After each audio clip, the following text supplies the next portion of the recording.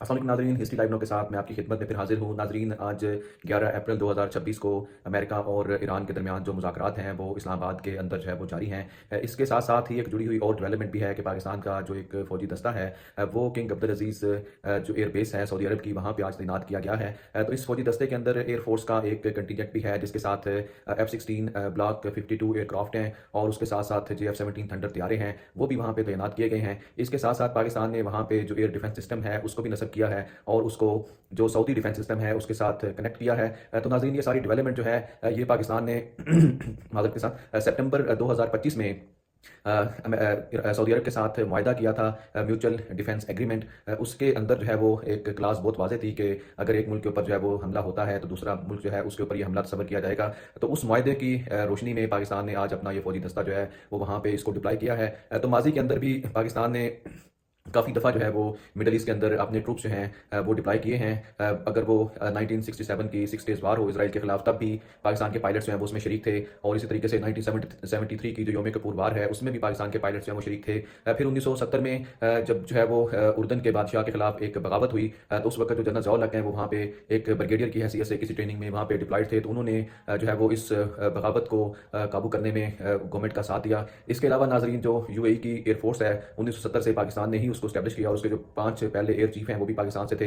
इसके साथ साथ 1980 की दहाई में जब इराक ईरान वार्स जारी थी तो उसमें जो है वो पाकिस्तान के जो ट्रूप्स हैं वो सऊदी अरब में डिप्लॉयड रहे। 1982 में पाकिस्तान ने एक लैंडमार्क सिक्योरिटी डील जो है वो सऊदी अरब के साथ साइन की। उसके बाद जब कुवैत के ऊपर हमला हुआ इराक की तरफ से, तब भी जो है वो पाकिस्तान के ट्रूप्स वहाँ पे सऊदी अरब में डिप्लॉय किए गए। और फिर रिसेंटली जब कतर के अंदर जो है वो फीफा वर्ल्ड कप हुआ, तब भी पाकिस्तान के इन्फेंट्री के जो ट्रूप्स हैं उनको वहाँ पे डिप्लॉय किया गया। लेकिन नाज़रीन, ये वाली जो डिप्लॉयमेंट है तो ये माजी से काफ़ी डिफरेंट है। अब हम एनालिसिस करेंगे कि ये माजी से कैसे डिफरेंट है। तो नाज़रीन, एक तो पहले जितने भी जो है वो डिप्लॉयमेंट्स हुई वो नीड्स बेस्ड होती थी, केस टू केस बेसिस पे होती थी। लेकिन ये एक मायदे के तहत जो है वो परमानेंटली तौर पे जो सऊदी अरब के अंदर जो पाकिस्तानी ट्रूप्स हैं वो डिप्लॉय किए गए हैं। उसके साथ साथ जो डिफेंस सिस्टम है वो भी वहाँ पे एक्टिवेट किया गया है। तो जो अभी 39 दिन की अमेरिका और ईरान की जंग हुई, तो उसमें ईरान ने सऊदी अरब के बहुत से एसेट्स को निशाना बनाया, जिसमें किंग अब्दुल अजीज़ एयरबेस भी शामिल है। तो वहाँ पे पाकिस्तानी जो फौजी जवान हैं उनका तैनात होना जो है वो इस चीज़ का सिग्नल है कि आइंदा अगर सऊदी अरब की सरजमीन के ऊपर या उसके एसेट्स के ऊपर कोई अटैक होता है तो पाकिस्तान डायरेक्टली जो है वो उसके अंदर इन्वॉल्व होगा।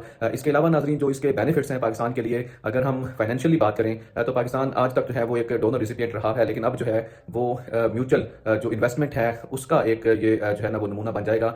जो सऊदी अरब है वो इस साल कतर के साथ मिलकर पाकिस्तान को $5 बिलियन की जो फैसिलिटेशन है वो फ्राहम कर रहा है। उसके अलावा पाकिस्तान जो है वो उसके साथ $1.2 बिलियन की जो ऑयल फैसिलिटेशन है वो उसके साथ तय हो रही है फर्दर 5 ईयर के लिए। इसके अलावा जो है वो सऊदी अरब ग्वादर के अंदर एक ऑयल रिफाइनरी जो है वो इस्टेब्लिश करने की जो है वो उसने यकीन दहानी करवाई है। इसके अलावा जो पाकिस्तान का डिफेंस जो है वो चाहे वो JF-17 थंडर हों और इस तरह की जो डिफेंस प्रोडक्शन है सऊदी अरब ने वो भी खरीदने के अंदर जो है वो काफ़ी ख्वाहिश का इजहार किया है। और उसके अलावा जो सऊदी अरब का विजन 2030 है, जिसके अंदर वो बहुत सारी हाई राइज बिल्डिंग्स और एक टूरिज्म के लिए फैसिलिटी बनाना चाह रहे हैं, तो उसके अंदर भी पाकिस्तान की जो कंपनीज हैं जो IT की हैं, जो कंस्ट्रक्शन की हैं, वो इसमें शरीक होंगी। तो यूँ पाकिस्तान जो है वो एक डोनर रिसिपिएंट से अब एक रिलायबल पार्टनर जो है वो बनता जा रहा है। और अगर हम बात करें स्ट्रेटेजिक और डिफेंस लेवल से, तो पाकिस्तान जो है अब उसकी जो कमिटमेंट्स हैं वो बियॉन्ड जो पाकिस्तान के बॉर्डर्स हैं वो वहाँ तक हो गई हैं। और अगर हम बात करें जो उसका जो रीजनल इन्फ्लुएंस है, तो पाकिस्तान का अब जो मिडल ईस्ट है उसके अंदर बराबर की स्टेक्स हैं और जो मिडल ईस्ट के अंदर जो सिक्योरिटी की सिचुएशन है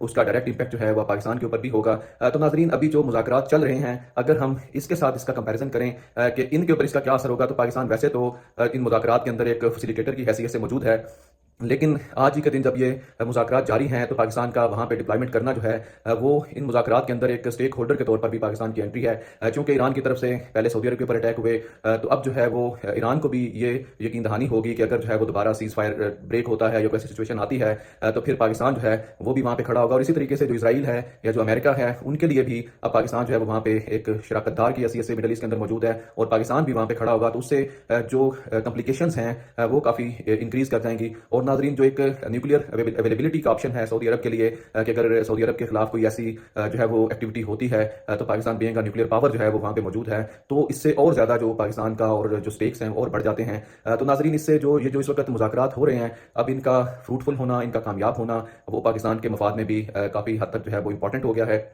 इसके अलावा नाज़रीन अगर हम बात करें कि ये जो मुआहदा है ये 17 सितंबर 2025 को हुआ, लेकिन इतने अरसे में इसके ऊपर अमल दरामद नहीं हुआ और फिर ये सितंबर 2025 में ही मुआहदा क्यों हुआ? तो उससे कुछ हफ्ते पहले कतर के ऊपर जो है वो इज़राइल ने अटैक किए और सऊदी अरब जो है वो काफ़ी वल्नरेबल फ़ील कर रहा था और वो सिर्फ़ और सिर्फ़ जो अमेरिकन सिक्योरिटी है उसके ऊपर रिलाय नहीं कर पा रहा था। इसलिए उसने अपनी सिक्योरिटी को डाइवर्सिफ़ाई करने की कोशिश की और उसने पाकिस्तान को इसके अंदर इंक्लूड किया। लेकिन उसके बाद भी चीज़ें जो हैं वो ऑन पेपर थी, इसके ऊपर कोई फ़िज़िकल वर्क नहीं हुआ। तो अभी जो 39 डेज़ की वार है, इससे सिनेरियो जो है वो काफ़ी चेंज हो गया है और सऊदी अरब को बहुत ज़्यादा ज़रूरत फ़ील हुई पाकिस्तान आर्मी की और साथ-साथ में चंद दिन पहले जब प्रेसिडेंट ट्रंप ने एक पब्लिक स्पीच में जो सऊदी मोहम्मद बिन सुलेमान हैं, उनका उसने मज़ाक उड़ाया और बड़े हितक-अमेज़ अल्फ़ाज़ जो हैं वो उनके लिए इस्तेमाल किए। तो यूँ अब सऊदी अरब को ये महसूस हो रहा था कि सिर्फ़ और सिर्फ़ जो है वो यूनाइटेड स्टेट्स के ऊपर रिलाय करना सिक्योरिटी के लिए खित्ते की बदलती हुई सूरत हाल में ऐसा मुमकिन नहीं है। तो इस तरीके से ये जो मुआहदा था आज इसको अमली जामा पहनाया गया है और इसकी फार रीचिंग कॉन्सिक्वेंसेज़ होंगे। तो नाज़रीन इस सिलसिले में हम मज़ीद आपको जो फर्दर डेवलपमेंट्स हैं उनके बारे में भी अपडेट करेंगे।